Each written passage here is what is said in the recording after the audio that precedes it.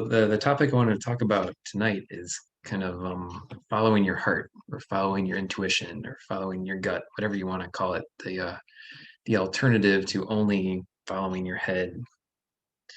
And so you guys are obviously all very in tune with that, and so that's yeah, it's a very good thing. Obviously, I think a lot of us, or at least I know when I was younger, it took me a while to learn to tune back into my intuition and listen to my heart. And so I think a lot of us are raised, there's so much emphasis in our society about focusing on the mind and rational thought and being following our reason. And I mean, just as soon as once we start school, it's all about we start to be trained to be little productive members of society. And it's all about getting a good job, a productive job, a job that's going to support us and support our family so we can buy lots of stuff and buy a house and support the capitalist system. But it's all very much doing the things that we think we need to do, right? There's a lot of lip service given to following your heart. There's lots of memes all over Facebook about it, and celebrities talk about it all the time, following your heart. But as a child, I remember hearing those messages, but then everything in practice was be practical, listen to your head, do the right thing, do the smart thing, get the good job. And so it took me a long time to really listen to my intuition. I mean, when I went to college, I studied biology. That was all from my mom. I mean, that was totally her idea, but I didn't really know what I wanted to do, so I didn't have a better idea. So it seemed it was a good enough choice at the time. And then same thing for graduate school. But then once I started studying biology, I mean, it was kind of interesting and I did well in it.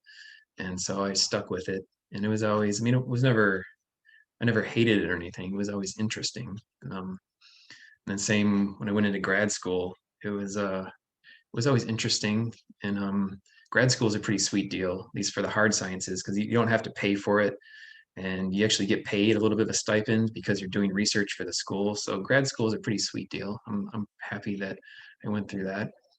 But then it was around the end of grad school that I really started thinking about what I actually wanted to do with my life.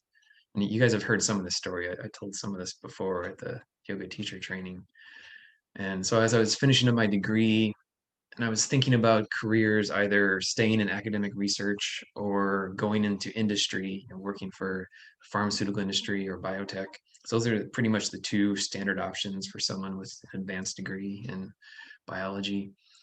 But neither of those I was pretty sure neither of those would make me happy because both of them, you just wind up sitting behind a desk the rest of your life. And I don't know, for some reason that never sounded appealing. And so I decided instead of doing the smart, rational thing, I decided to follow my heart and try to become a science writer, a freelance science writer. So writing about science for like newspapers and magazines, because I'd always liked writing. I always loved writing, still love writing, and I liked the science. I liked the science. Found it was interesting, and I liked thinking about all those really interesting ideas.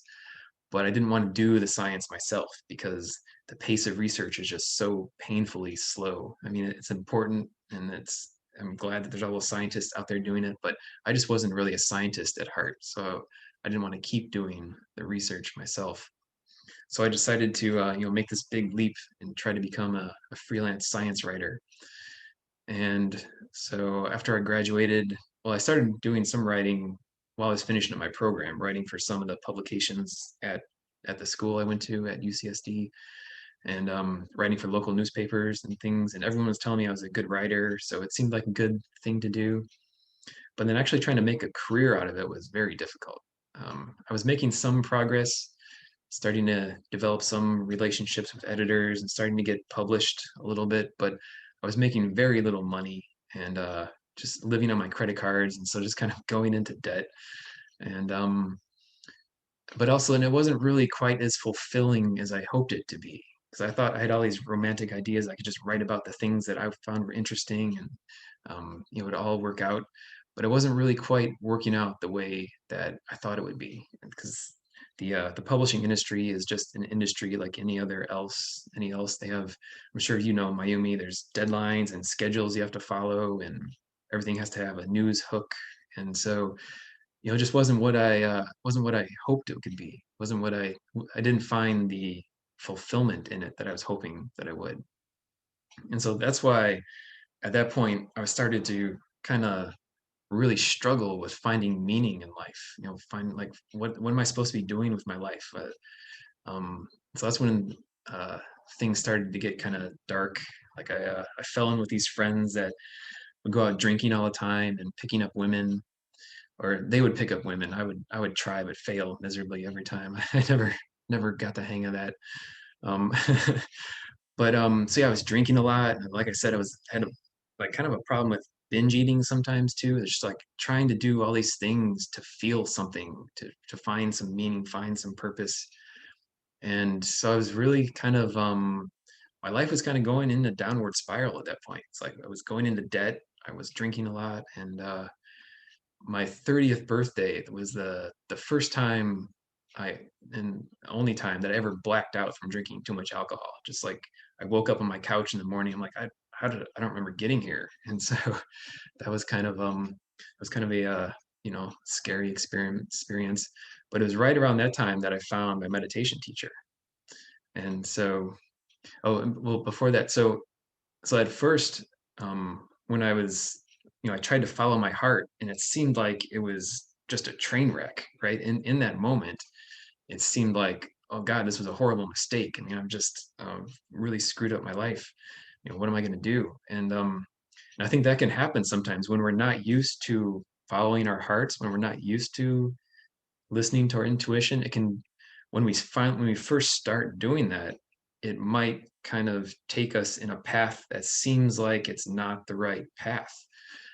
If we're not already kind of in alignment with our lives. And so, although I mean, that was the best decision I could have made at the time, because I was so far out of alignment with kind of my real path in life. I had to go through this really rough transition point before I found my meditation teacher and was able to turn my life around. And so at that point, because I was in such a dark place, I was ready to just give everything to my meditation teacher or my meditation practice and just throw myself completely into that. And so that became the focus of my life moving forward. And and so then it all things started turning around at that point. And I started kind of and luckily my teacher, a big part of what she taught was using your career as part of your spiritual path. So with that motivation, I just threw myself into career, because at that point I had that personal motivation because my teacher told me I should do this. So threw myself into a career and got myself out of debt and saved up some money that I'm now surviving on while I try to figure out this next stage of my life. So eventually it all worked out, even though it seemed at the time that following my heart was just a fucking train wreck. But actually, in the long run, did start to work out. And so, um, yeah, I think so. You guys don't need to hear this, but for anyone else who might be watching this recording later, that transition period of living our life for other people and living our lives based solely in our head, living our lives doing what we feel like we're supposed to be doing, rather than living living our lives feeling um, what what we feel like we're supposed to be doing, or what feels true to us, listening to our gut or intention or heart, whatever you want to call it.